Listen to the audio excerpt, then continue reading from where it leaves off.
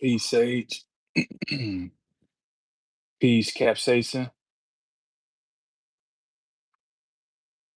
Peace, Pandora. How y'all doing this evening?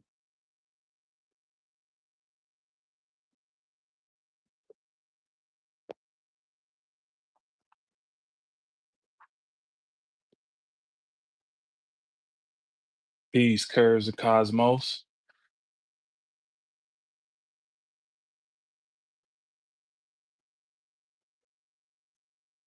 Glad y'all could come in at short notice. Appreciate y'all having your notifications on. I want to talk. I want to talk about this tonight's full moon impromptu. Some things that kind of uploaded that I want to clean in the house. That's what's up. That's a nice ritual to be doing on a full moon. That crazy. How you doing? Long time. Unicorn, what's happening? Say, Capsaicin said, this full moon is sextile my natal moon. All right. So you're your moon in Aquarius or Leo.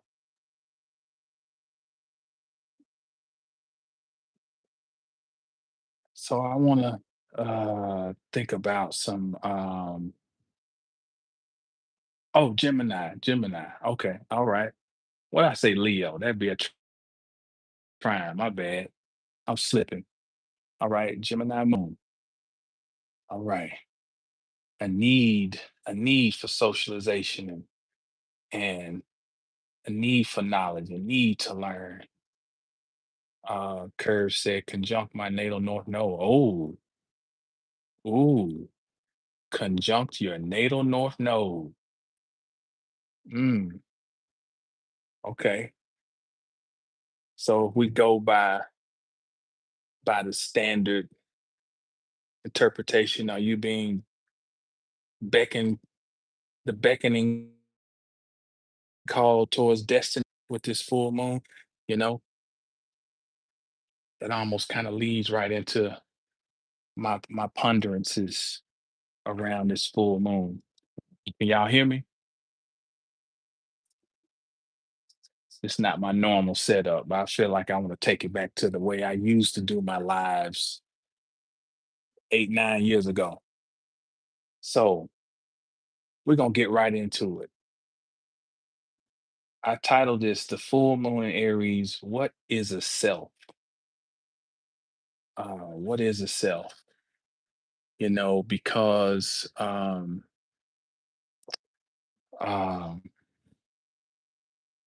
Aries is where we get a self. We get an identity. And so I some things I pondered about, just look at the word self. Peace, Lisa. Self, that word etymologically ties back to care. It ties back to separation, differentiation. It ties back to light. And you think about light, metaphysically, light represents separation because wherever light is, there is a separation from darkness. And darkness, in one sense, can mean undifferentiated. Everything is everything is connected. There's no separation. Once we have a light, once there is a let there um once there is a let there be a light, there is a differentiation between the state that was and the state that now is, right? Um, so these are things I was thinking about because Aries comes, if y'all watching the chat, y'all police the crack babies. Crack did a thing on us, man. Um, y'all, but you think about Pisces is there's no borders, there's no separation. Everything's it's a pool of undifferentiated energy, right? And then all of a sudden here's Aries that emerges out of the pool, and there is these separate identities. Aries is also the seed,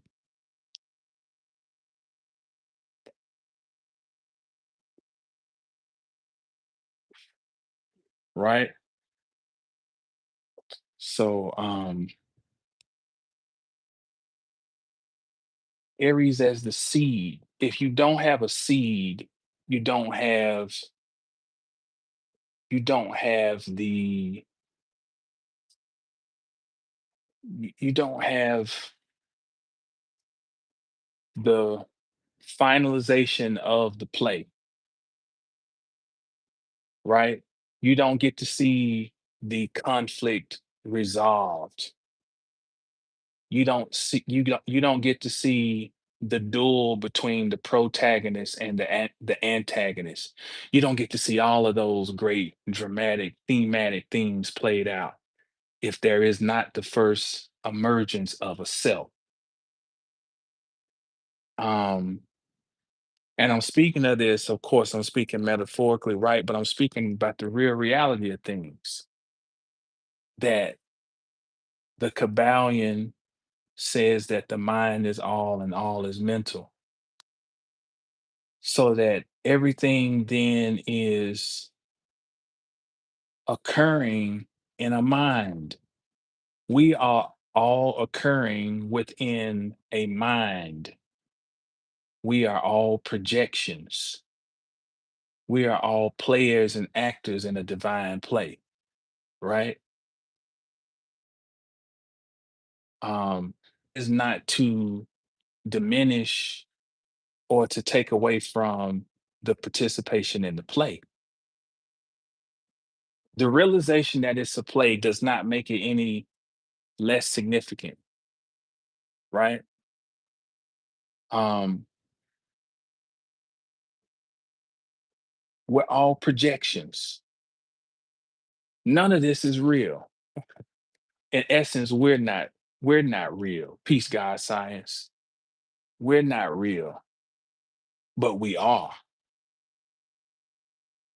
because we are like the cells within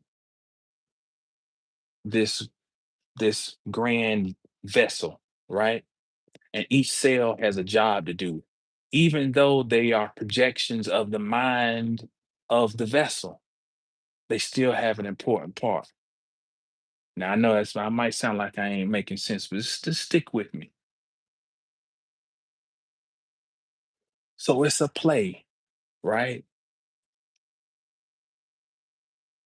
But what good is a play if all the different participants, actors, don't know their role?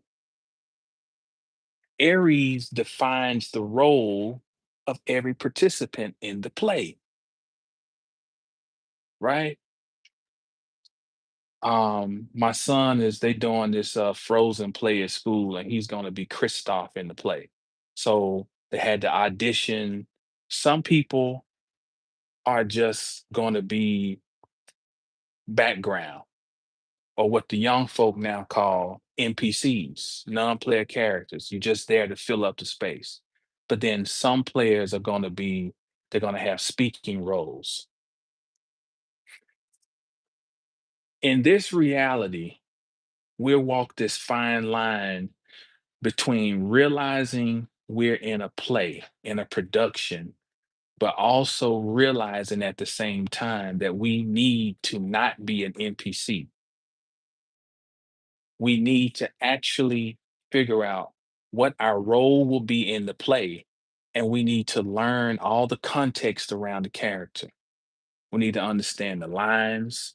We need to understand how to inflect when we're speaking our lines. We may need to learn how to, we may have a song we got to sing. We may have a costume, a mask of sorts. Even when we look at the mask is associated with Aries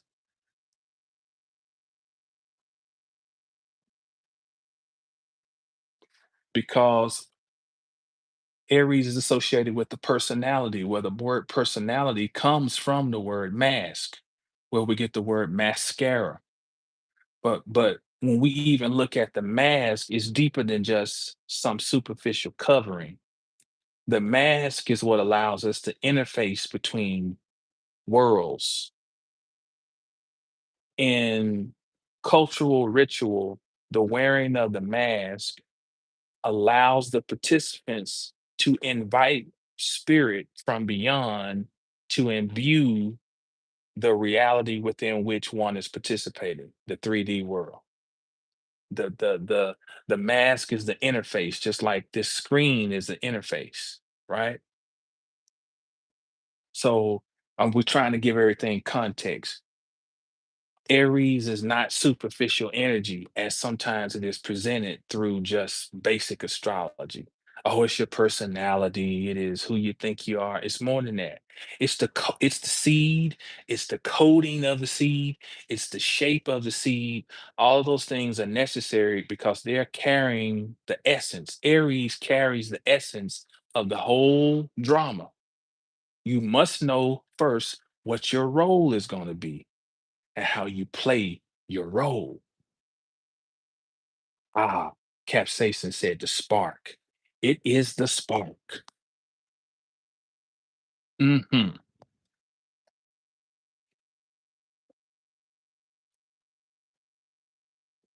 Aries is the spark. And so we're dancing back and forth in this understanding that, yeah, we're in a play, but understanding the necessity of an identity. C. Freeman said, uh, he said that the three missing keys are self identity, self knowledge, and self revelation. Common denominator in all of these self. So, what he's saying in essence is that Aries, we need to first understand what is the nomenclature, the nature, the differentiating components of a self. That's the identity, right? Then we must become more acquainted with that. That's the knowledge of that identity. And then we must, revelation means a circle. Then we must create a encircling based on that. And that is the completion of the cycle. That is the resolution of the conflict in the drama. All drama has a conflict. It has a protagonist and an antagonist. And on at the full moon, we have an antagonistic energy because we have the two luminaries are staring at each other in the sky. Peace, BK. What's up, good brother? Peace, Carlos. We have an antagonistic situation when we have a full moon. We are looking at ourselves. The antagonist in the play makes the protagonist pull something out of itself. The antagonist is reflecting through conflict back at the protagonist to spur development, to force its power to be realized, right? So I'm just trying to give context, background context, just what I've been pondering about with this Aries. When we have identity and then the knowledge of the self and then the revelation, um, revolution and revelation. Revolution, the full circle, the completion, and revelation, as in something being brought out, right? What we're doing is we're giving data back to the all because the mind is all and all is mental. So we have to dance between two worlds of realizing that this is a drama. It is Maya, it is an illusion, but at the same time, to realize that your participation in the illusion is important because it was designed for the all to get data about itself through you functioning as an independent for temporary time, an independent vessel. And that's why Aries is so important. Now, I thought about this. I said, you know what? As an astrologist, I do a shitty job of staying on top of transits. I talk about this all the time. I do a shitty job because I may or may not get on here, you know? Um, and I said, I pondered, I said, we go around in circles. It's like we're on a hamster wheel.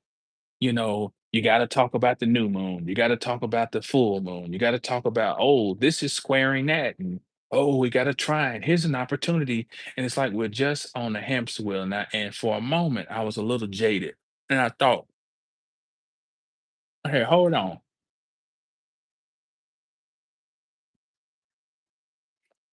Jamal, you got to remember this. Some people make decisions at these times. Although we got a new moon every month, we got a full moon every month. Sometimes we got two full moons.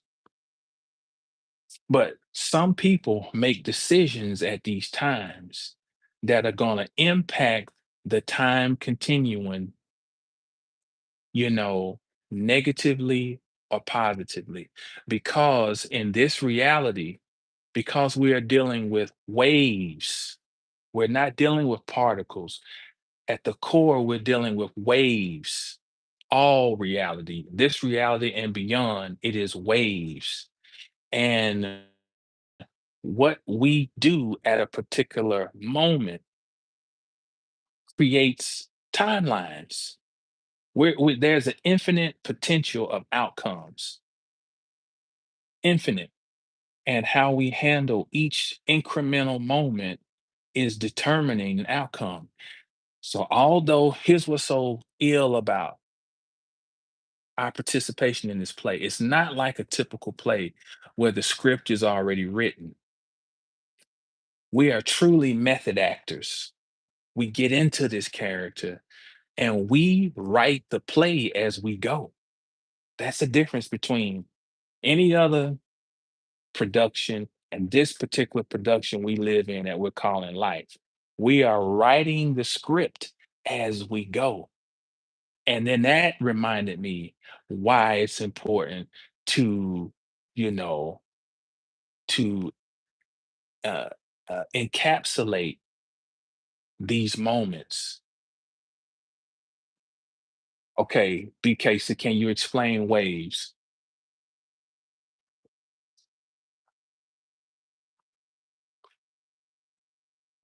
In the early 20th century or early to mid, when quantum physics was really kind of coming into the purview, the realization was that um, at the core of our reality are waves, vibrations, right? Think of the ocean, think of the fluidity of the ocean.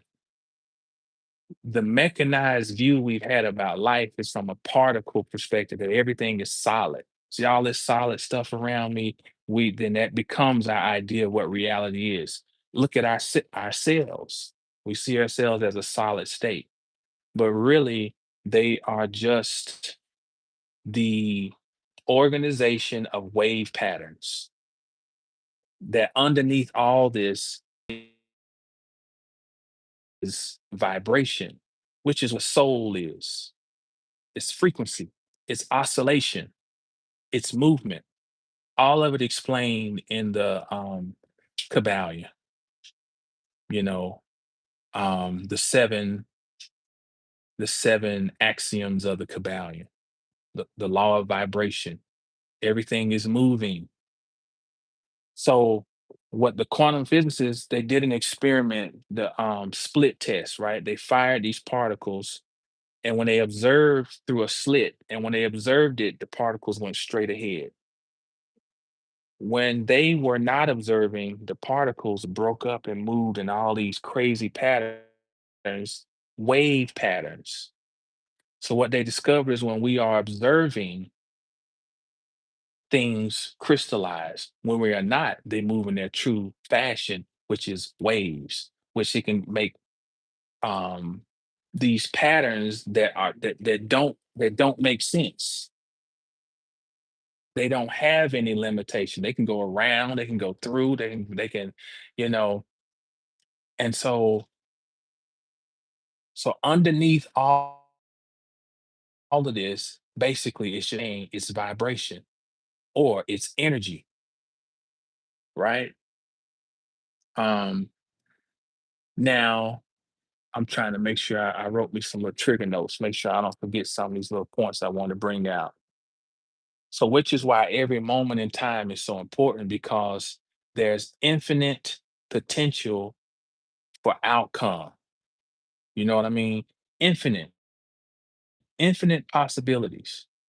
And some people at some moments may make some decisions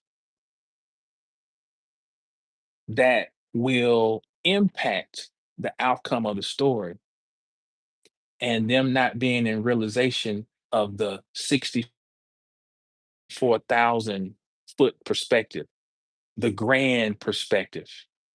They may get isolated into a particle mentality and only see what's right in front of them right now. Some people take themselves out at some of these transits. Some people may harm somebody. Some people may harm, they may cause calamitous situations based on a particle view of life versus a wave. Hope that's making sense.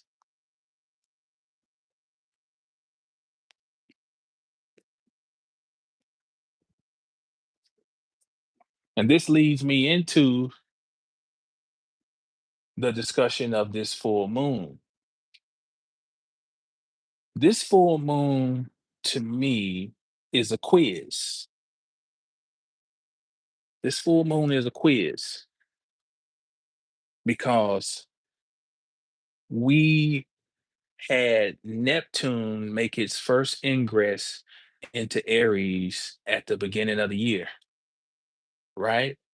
And we got to understand the significance of Neptune and Aries. And I'm being redundant, but I'm going to repeat it again. I've said this before. Neptune makes things porous.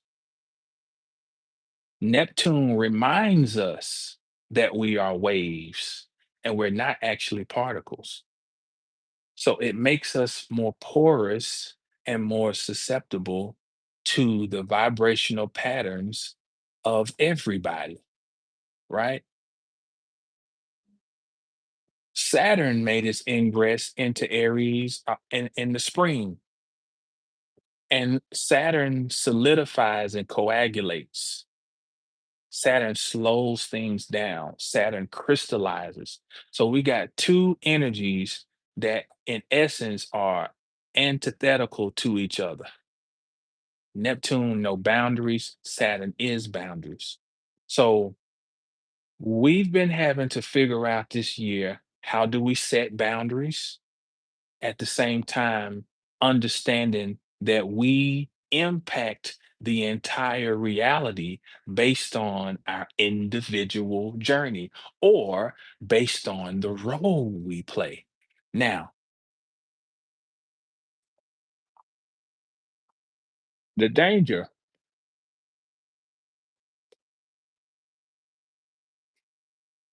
with Aries is that Peace, pink petal. The danger with Aries is that we get too engulfed into the role, and we forget that the role serves a greater purpose, and we become too self-absorbed. That's the danger of Saturn and Neptune. We crystallize ourselves too much, and we we we uh we stagnate. Stagnate is a Saturn word. We stagnate our growth because we become too infatuated in trying to preserve the ego consciousness. The value of Saturn and Neptune is that the more evolved Saturn expression or response to Saturn and Neptune is that we understand our necessity to be able to respond as an individual, to respond to the reality we are in and the reality we're creating. We come to the realization that we are writing the script. That's the value of Saturn. The evolved interaction with Saturn and Aries is that you realize I'm responsible for the play. My role is of value. Let me play my role. Let me understand my role. Let me not let me not become infatuated with it. But since I'm in this role, let me be the best expression of this role, or let me evolve it as best I can. Neptune makes us susceptible to poison, and it makes our individual choices of how we play the role, it makes us almost like a bioweapon. Humans are biological weapons if they do not understand their the necessity of cultivating their role, because Neptune rules over poisons. And with Neptune in Aries, the inability of people to evolve and grow and be responsive to the call of their individual journey makes them noxious to themselves and to others. And that's kind of one of the the challenges. The upside, the evolved side of Neptune and Aries is that we are reminded that we are a fusion with source. We are a fusion. We are its representatives in this temporary reality. And if we work with Saturn, we understand that we are the divine having a human experience. Therefore, Neptune, therefore, we choose to respond accordingly, Saturn. See what I'm saying?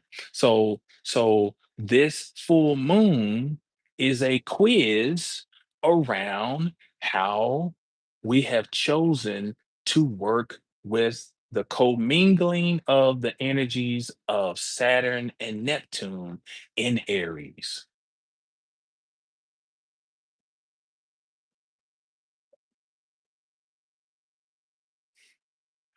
We're all supposed to be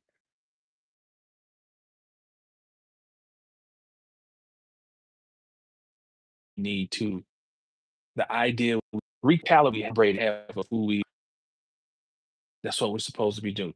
We were supposed to be doing this.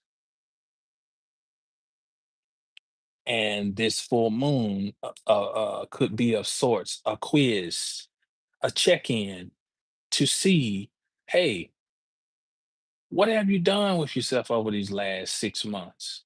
How have you responded? You know, Neptune brings the reality of spiritual, of spiritual inner dwelling, you know, out into the world. Let me just see. Capsation said, would you say that the fifth house personifies the character we are playing? Does different planets transit the fifth, possibly making aspect to natal planets in the 10th change said? Well, yeah. I mean, now that gets into, yeah, planetary placements in a house always, the pecking order is the house in the sign or the house is has its most immediate effect. Then we look at who's ruling the house. Okay. But the fifth, yes, the fifth, think of the relationship between, we're gonna start with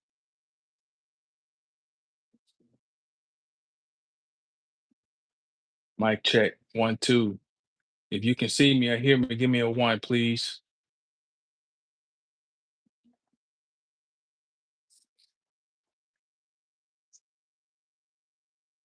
Oh, okay. Am I back? Okay. I don't know. I guess it's my Wi-Fi acting up. I don't know what. So I was answering the question about the capsaicin, asked a question about the fifth. Did y'all hear that? What I said about the fifth house, the 10th house?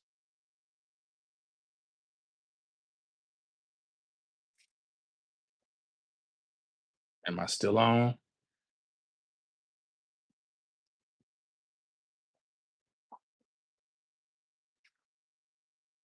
Okay, what I said was the relationship between the first and the fifth. Think of the relationship between um the first house, think of it as a seed, right? Where the fifth house would be the fruit that is produced from the seed, which is why we associate the fifth also with children, because your child would be the fruit that you produce. You know the old saying, you'll know the tree by the fruit, right? And the first house associated with Aries is cardinal. It is the initiator. And the fifth house is fixed, right? That's Leo.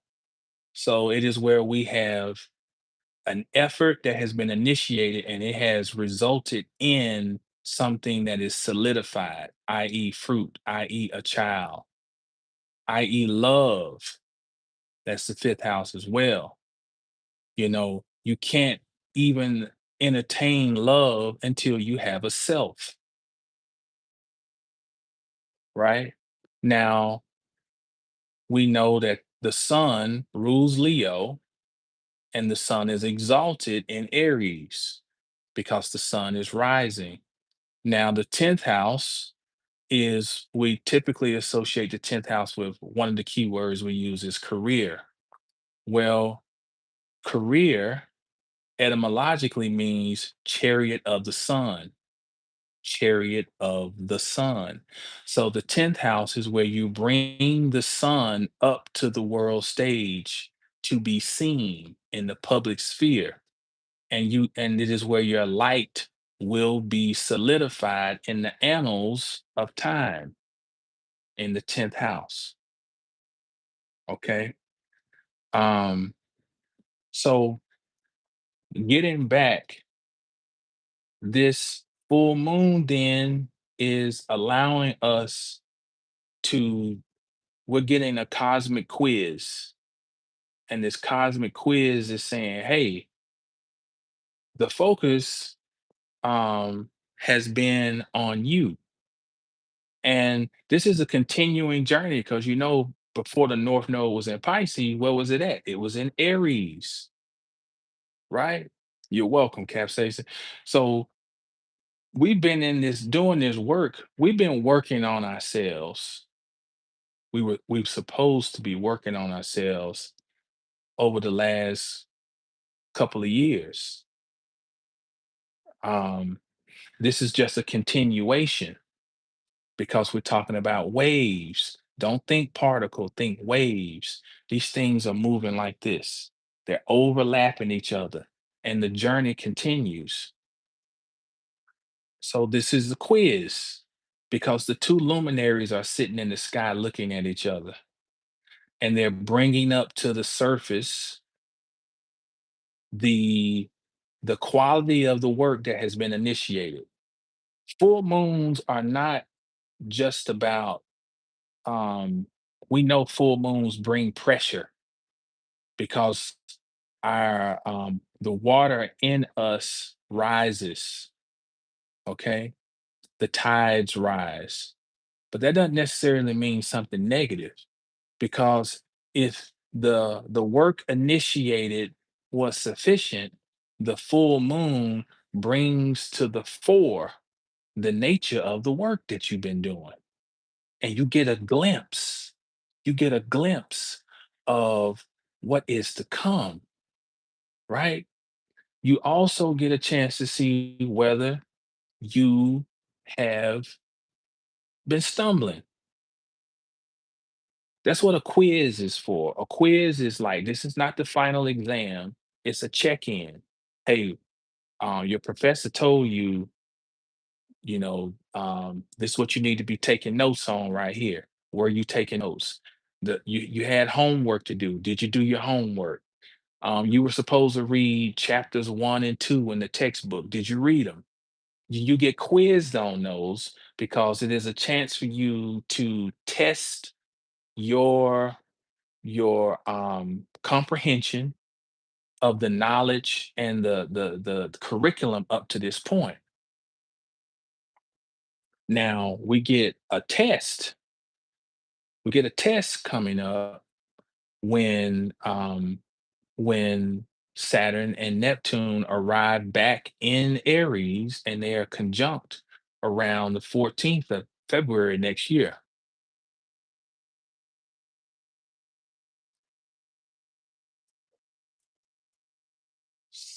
um this has been, for me, this is why I'm sitting out here having me a cigar, because I I personally, I'm like, you know what? I've earned the right to take me a little break, because this has been a year of hard work. And a lot of the hard work kicked off around the spring. If you've been following the channel, I've been talking about my going back and forth and up to North Carolina and moving my mother down here. My mother's living with us now. And here's what's interesting. My mother never imagined she was going to be living down here in Texas. But here we are at a full moon. My mother's 79 years old. She's a retired teacher. And tomorrow, the day after the full moon, she's going to be at my children's school volunteering. So this is a snippet of a culminating point in the time continuum where actions that were taken back early in the year, we're now kind of seeing, okay, look where look where you're at now. You are She's a Virgo, so she needs to feel like she's being of service. She needs to feel like she has purpose and she's getting some type of work done. So she chomped at the bit to be able to go over to the school and volunteer. So I'm just giving it as an example that full moon does not necessarily mean that it has to be something negative, you know. Um, Always remember this: wherever Saturn is transiting, especially if it's debilitated, it creates a feeling of stagnation. It can be frustrating. It can be feelings of limitation. And Saturn and Aries can damn sure produce feelings of limitation, and stagnation is this thing slowing down. But the way you work with Saturn and Aries is the way you work with Saturn anywhere is you give it what it wants. It wants you to prove that you have the intestinal fortitude. It wants you to be diligent about whatever work you're supposed to be doing. It wants you to learn your role, especially in Aries. Learn your lines, practice your lines, practice being on pitch when you're singing, practice makes perfect, you know. And Neptune reminds us that there's always something greater that is actually behind the scenes. It's not about doing this stuff just to fulfill mundane fulfillments. It is about there's a greater musical note that is coming out to be heard. Am I still on? Y'all still hear me?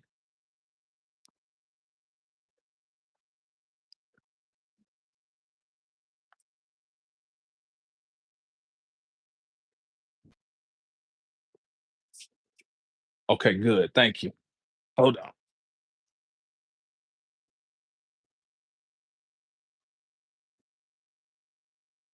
So this is one thing I really want to deal with this energy. We need to come to some type of healthy balance about the concept of selfishness. That's part of the quiz right now. How have we come to grips with the word selfish? Now, that word has a negative connotation, but it ain't particularly negative because the root of selfish is self. Our role here is to be differentiated from other. We are no good to nobody else if we are not differentiated and if we do not have an idea of who we are and what we are to do with it.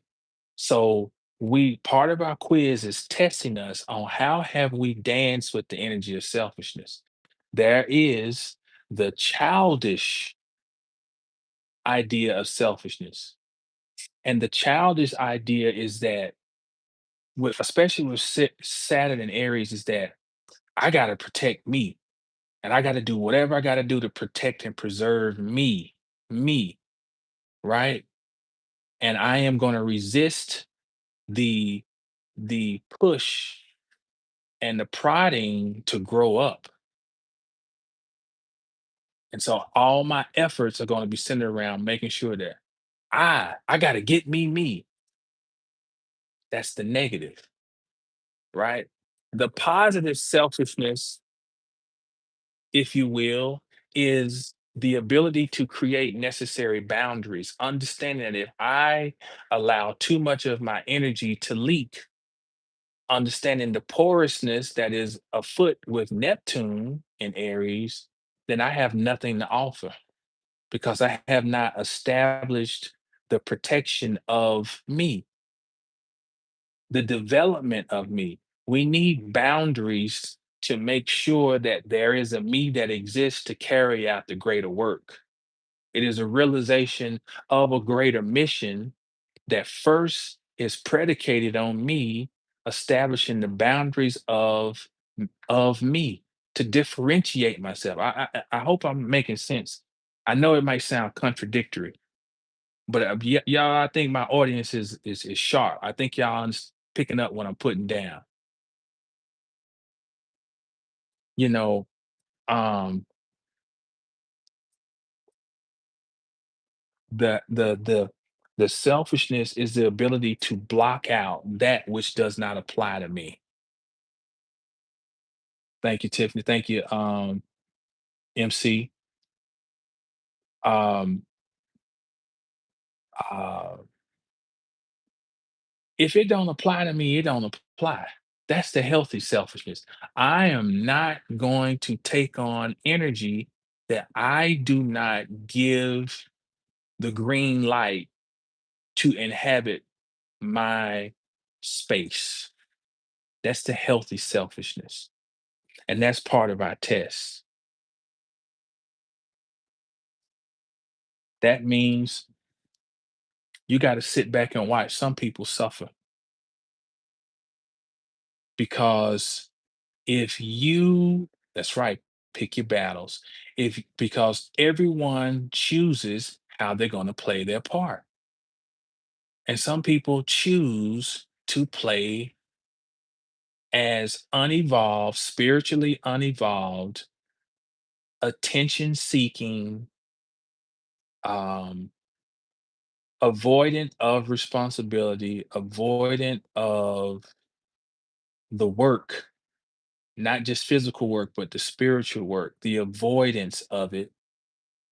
And it is not your job to become their Christ figure. Ain't your job, you know. Um, your job is to make sure that your energy is not a pollutant into the greater environment. That's your job. Your job is to make sure you ain't polluting the environment. And you must be selfish in order to make sure you're not a pollutant because you're focused on your development. That does not mean that you're not able to give love, you're not able to have compassion, you're not able to have sympathy and empathy, but but even in those things, they have boundaries. One of my cohorts did a TikTok on that, Tiffany, um, something to that nature. So it is something that is definitely, um, it's it's it's it's definitely in the air, and it is something that we definitely need to be cognizant of, the protection of the energy. And it's an internal thing you have to figure out with your own journey. You have to, what Saturn does is Saturn, all the angular signs, Aries, Cancer, Libra, Capricorn, they're all dealing with fire because they are any initiation of movement or energy is fire, even Saturn. And sometimes the fire that is associated with Saturn as a ruler of Capricorn is the brakes. When you engage the brakes on your vehicle, there's friction that occurs, which is fire. It takes fire to stop movement just as much as it takes fire to initiate. So the stopping of movement is initiatory in itself. And Saturn, by creating boundaries, gives us the ability to, if we're wise, to become our own brake system.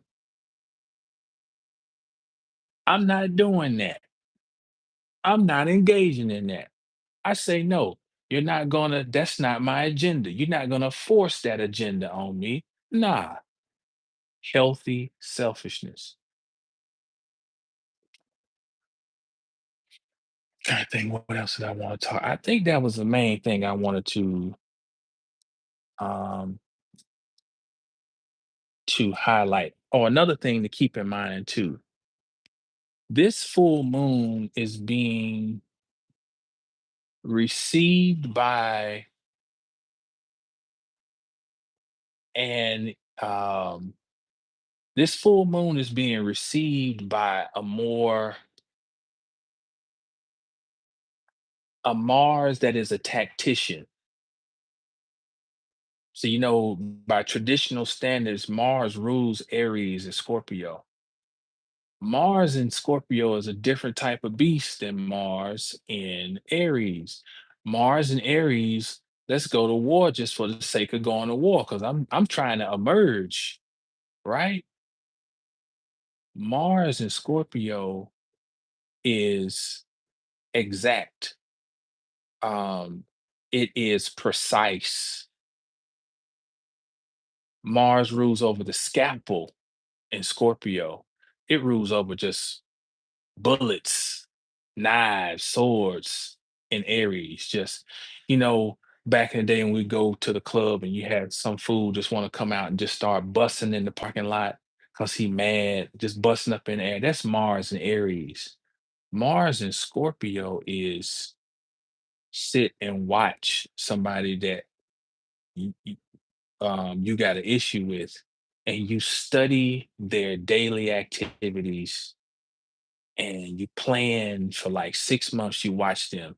and then you go and take out the op and nobody sees you. That's Mars and Scorpio. So understand that is not, this energy can be used um, to be very exact and focused on where you choose to move yourself in your role, this role that you play in. It is a great time to be very intentional in how you choose the outcome of the play to manifest. It is a Mars that's driven by passion. And yeah, passion can get us in trouble, but passion can also give us somewhere to really direct our energy because we got something to fight for. I ain't fighting for just, somebody said earlier, pick your battles. Mars and Scorpio are going to pick your battles. You're not wasting no energy. So if we channel this quiz through the lens of Mars and Scorpio, and a Mars that is coming out of a battle with Pluto where it had that last quarter square, which is, this is a different one. This is different from the opening square. The opening square is very much Mars fighting for his life.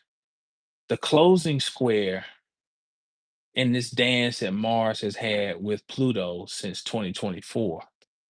This one is where it is uh consciousness. This is a mental thing. This is intestinal fortitude based on an understanding of where we're going, based on the understanding of why we are taking the actions we are taking. Passion can lead to creative solutions when one is focused and goal oriented. That's right. That's right. That's right. That's how we need to be channeling this energy. Um, things things are going to pick up in 2026 substantially. You got to think 2026, Neptune and Saturn will be in Aries going forward. They will not be dipping back into Pisces. And I want to say, I don't know if Uranus has another. No, I think after this Uranus makes this last re-ingress in the Taurus, I think this is it. Now, I'm gonna come back. I just discovered some information last week that I'll figure out how I want to bring this. Something that has flown right under the radar. But the internet is getting ready to go to a whole new level. We already see it. We already see it. And this Uranus moving through Gemini, if you're not focused on creating healthy boundaries and self development, the internet is here to become your new God. That's right. The internet is poised and ready, and that is the agenda. The agenda is to make full contact with the God force by fusing with the role players. Understand, the role players are flares or shards of divine consciousness immersed into a game. But the play is for the souls to get trapped into the game. And that's been the game the whole way, but it goes to a new level with the Uranus Gemini transit. And we already see it being laid out with this fiasco about the boy in Utah and all this, and how people really got engaged, you know, the presidential thing where everybody was at each other's throat. It was all leading us, it was all driven by the internet. Okay, okay. Here we go. Tiffany said, do all these comments, 3-Eye Atlas, have any kind of effects on this full moon or our charts in general, or just I'm not gonna ever say ignore anything, but let's keep this in mind that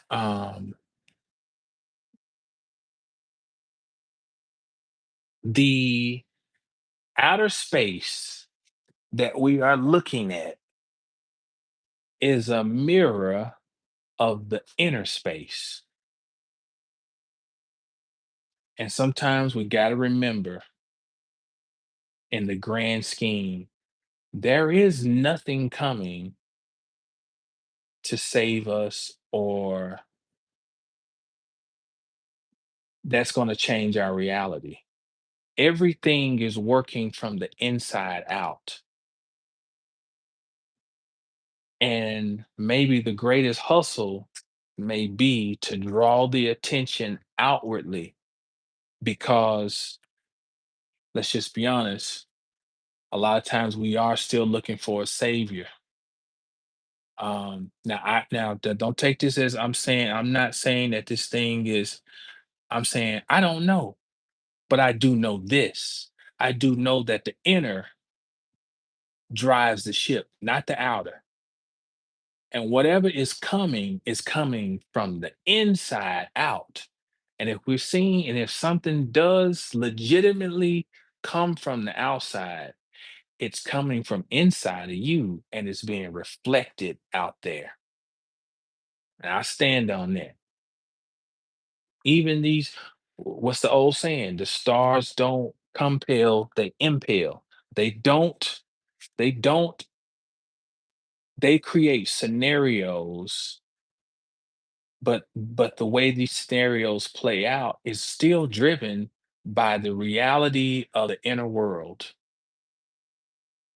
Inner space is where man must boldly go.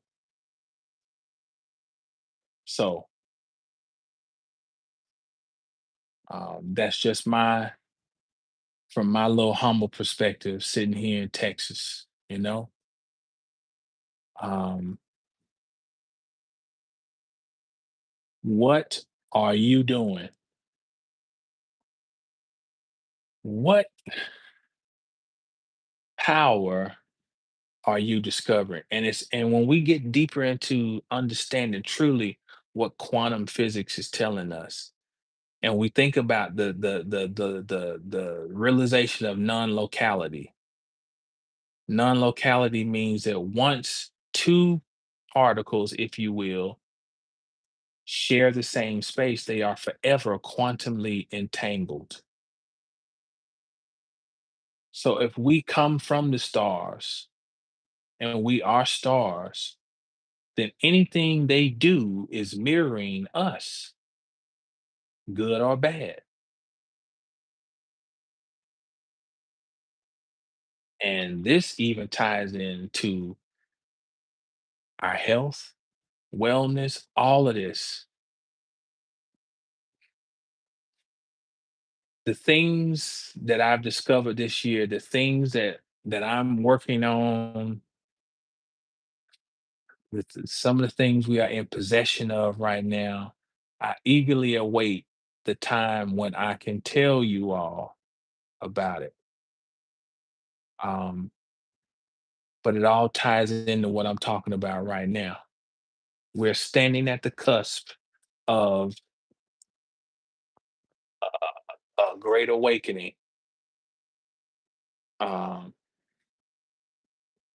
so I'm about to get up because my phone's about to go dead. I had to unplug it so I could move back so I could see, off the coast of Dominica sits a team of people who've turned the technology point into outer space. towards the ocean to learn the whale's language with the help of AI. Interesting. That is very interesting. There are all types of things that's going to be coming out. And here's the thing, we will have access to these things. All the technology is based on ancient technology. There is no new technology, it's always been around, but things are coming out. And if we are responsible, we have an opportunity to access some mind-blowing things. I am I have seen some mind-blowing things that I've been uh peace cardia, some things that um quantum healing, um um sending intentions. We're going beyond reading books and just speculating. We're in the lab application. You can heal people. Well, can't say that word. You can send restorative frequency to people. I'm not speculating. I'm telling you this is what's going on. And that'll be we'll talk about that later when the time comes. But I got to shut it down. I got to be up early, but I want to come on and just chat for a minute, touch bases, um, and just connect. I appreciate y'all coming in short notice, um, per usual. You know, you can find me info at 720astrology.com. The website is 720astrology.com. And yeah, I will be back in touch. There's much to discuss. Until then, stay down till you get up. When you get up, stay down. And always know the stars to know yourself. Peace.